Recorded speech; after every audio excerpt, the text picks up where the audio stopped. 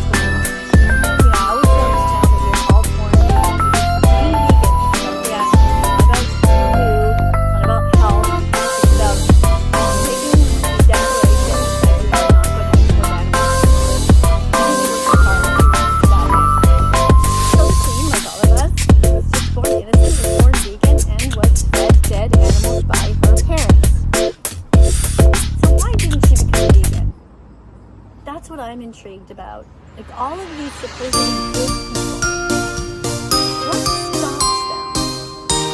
This is why on this channel I try to reach out to so many creators that millions of followers. The vast majority of them don't listen to me.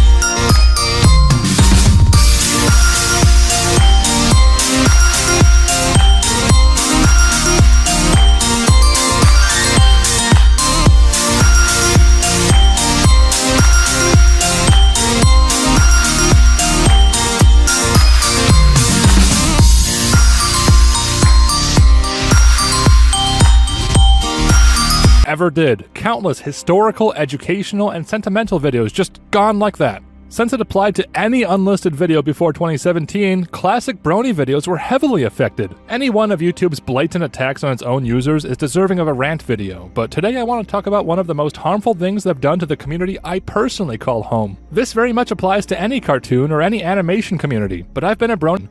I have never seen anything quite as frustrating and quite as dumb as what we're about to dive into. First, some quick backstory. In 2019, YouTube was fined $170 million for breaking children's privacy laws. The Children's Online Privacy Act, or COPPA, took effect in 2000. Yeah, just 2000. Some of you watching this video probably weren't even alive then, so it's not even something recent. Anyway, I'm no lawyer, but it basically requires website operators to have explicit parental permission before knowingly collecting information from children. To put it in perspective for other people my own age, it's the whole reason you needed a fake parent's email to sign up for Club Penguin. Yeah, that's COPPA. Ingrained in YouTube culture is the running joke that the website is dominated by children. Popular YouTubers will jokingly accuse each other of having their subscriber counts inflated by children. All my comments, there's a bunch of uploader to mark every new video. YouTube also rolled out a robot to automatically mark videos if they're for kids. In theory, this wasn't actually a big deal at the time. Creators were mildly inconvenienced to have to mark every video, but this seemed like the best solution they could have rolled out in such a short amount of time.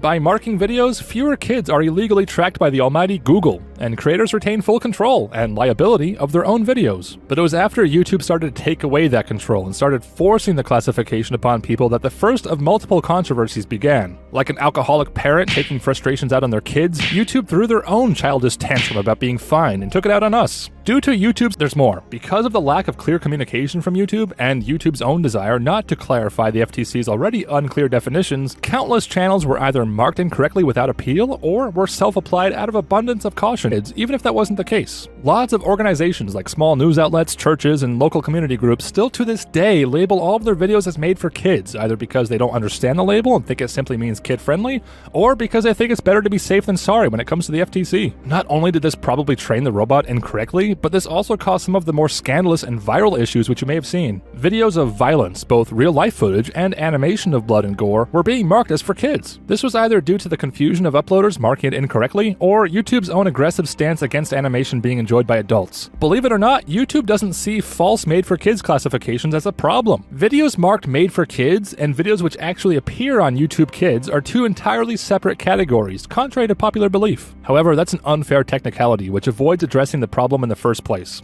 Typical YouTube there. This separation of kid categories not only hurts creators looking to reach a normal adult audience, but it also means there are two different YouTube Kids sections. One is a tightly controlled app carefully controlled by YouTube, and the other is a blatantly inaccurate suggestion feed full of wrongly marked videos. Only one of those two aren't carefully curated by YouTube, so which of those two do you think unsupervised kids are going to prefer? YouTube found a way to comply with the FTC's legal demand a bit. Another outcome of YouTube's poor communication and poor decisions is that animators are not only forced to interpret the unclear rules, but also find ways to avoid getting into trouble without knowing what actually does and doesn't work. Again, classic YouTube and their utter lack of communication or transparency. There has been an explosion of inappropriate pony videos because animators are justifiably trying to avoid the blacklist by incorporating mature content. Hello.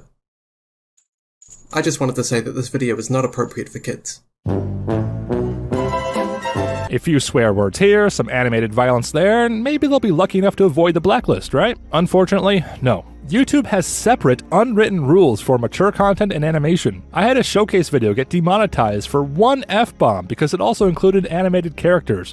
One F-bomb late in the video. Remember all that YouTuber drama about YouTube being too strict for demonetizing strong language? Well, when it comes to animation, things get far more absurd. This unwritten rule led me to fill out the self-certification as accurately as I possibly could and still have my YouTube social credit score reduced.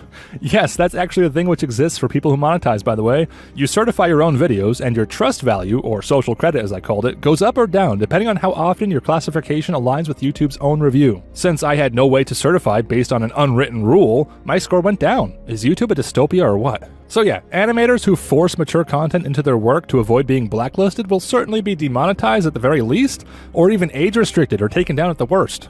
So not only are there real and practical forms of harm taking place due to YouTube's decisions, but there are also social and community implications as well. Lots of creators, myself included, usually don't incorporate mature content in videos. Yet more and more creators are feeling pressured to betray those personal principles and include content and themes they otherwise don't want to, just to avoid being labeled made for kids. And all that only to be punished or blacklisted anyway. You may have noticed that when I refer to the made for kids label, I call it a blacklist. This is because getting hit with the label effectively cuts off reach. But not getting views and not getting paid and forcing the use of swear words or violence aren't the only ways this hurts videos. We also lose very basic features even as viewers. Popular video which gets a bunch of watch time. Meanwhile, an animator might spend months or even years to craft a work of art which receives a tiny fraction of that attention. There is nothing inherently wrong with that fact, since these are different things appealing to different people for different reasons, but the fact animation is a high-effort creation being treated as worthless garbage just for kids certainly twists the knife in an already gaping wound.